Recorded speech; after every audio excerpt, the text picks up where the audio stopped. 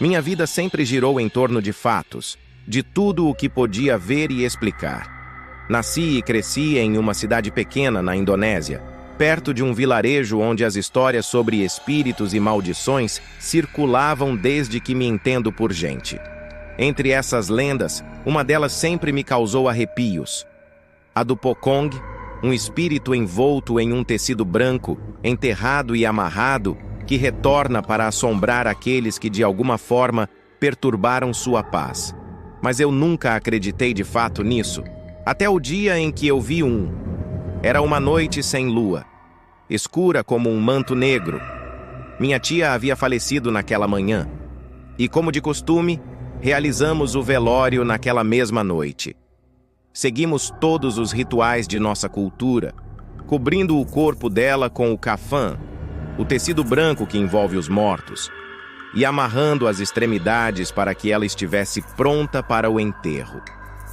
Todos do vilarejo estavam lá, inclusive um homem que sussurrava para os mais próximos, apontando para o corpo.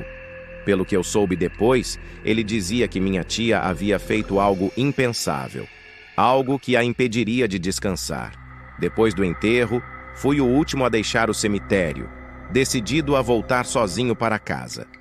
A estrada que cruzava o vilarejo era cercada de mato alto e árvores antigas que pareciam observadoras silenciosas, como se fossem guardiãs de segredos antigos.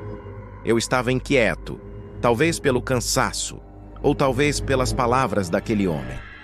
Cada ruído me fazia olhar para trás, mas tudo parecia deserto. No meio do caminho, senti um cheiro forte de podridão, algo quase tangível que penetrou em minhas narinas como uma nuvem de morte. Meus pelos se arrepiaram e senti um frio que vinha de dentro. Sem me dar conta, meus passos ficaram mais lentos até que parei, tentando identificar de onde vinha aquele odor horrível. Foi quando o cesto, um vulto branco, imóvel, no meio da estrada. Ele estava parado, com o corpo envolto em um tecido manchado de terra, rasgado em alguns pontos, revelando uma pele escura e apodrecida. Meu coração disparou ao notar os detalhes. Os olhos estavam cerrados e a boca parecia costurada, como se estivesse aprisionada em um grito. As mãos e pés estavam amarrados pelas extremidades, deixando-o imóvel, mas algo nele parecia vibrar, como se estivesse prestes a romper as amarras. Aterrorizado, tentei me convencer de que aquilo era apenas minha mente pregando peças, uma ilusão criada pelo medo. No entanto, o Pocong começou a se mover. Ele não andava, não tinha como, pois estava amarrado. Ele saltava. Cada salto era um impulso macabro que o fazia avançar centímetros, mas parecia que ele sabia exatamente para onde estava indo, em minha direção. Tentei correr, mas minhas pernas estavam presas no chão como se algo invisível as segurasse. E o cheiro de decomposição ficou ainda mais forte, a ponto de eu quase vomitar.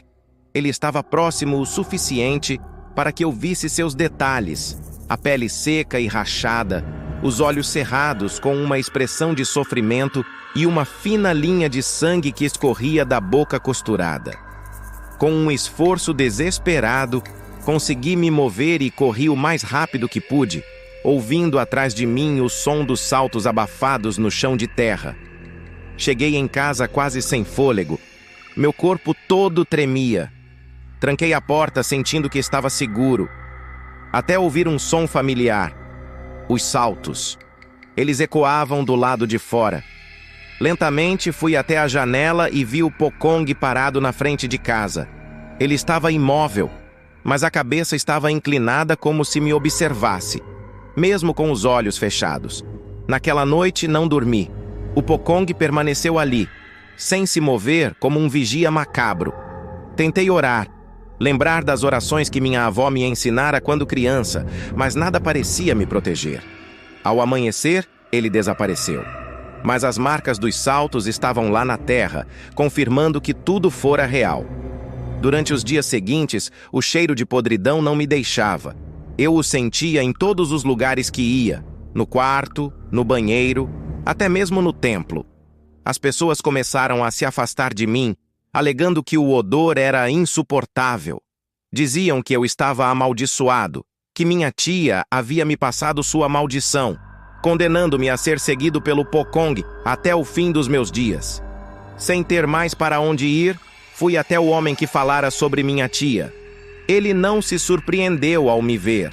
Sem rodeios, ele disse que, antes de morrer, minha tia havia feito algo imperdoável, perturbando o sono de vários mortos. Ela roubara itens dos túmulos para realizar rituais sombrios, e agora os espíritos não a deixavam descansar. Ao ter participado de seu enterro, eu havia me tornado parte da maldição. Ele me deu instruções para um ritual que deveria realizar no cemitério à meia-noite, o único jeito de tentar apaziguar o espírito da minha tia e afastar o Pocong. Eu estava apavorado, mas sem alternativas, segui suas instruções. À meia-noite voltei ao cemitério, levando comigo as oferendas que ele havia pedido. Um prato de arroz, uma vela vermelha e um pedaço de tecido branco. Cavei a terra em frente ao túmulo de minha tia e depositei as oferendas, fazendo as orações que ele havia ensinado. Mas enquanto eu repetia as palavras, senti uma presença atrás de mim. Tentei ignorar, mas o cheiro de podridão estava insuportável. Quando finalmente olhei para trás, ele estava lá, mais próximo do que nunca. Eu podia ouvir o som abafado de sua respiração, um gemido que escapava da boca costurada.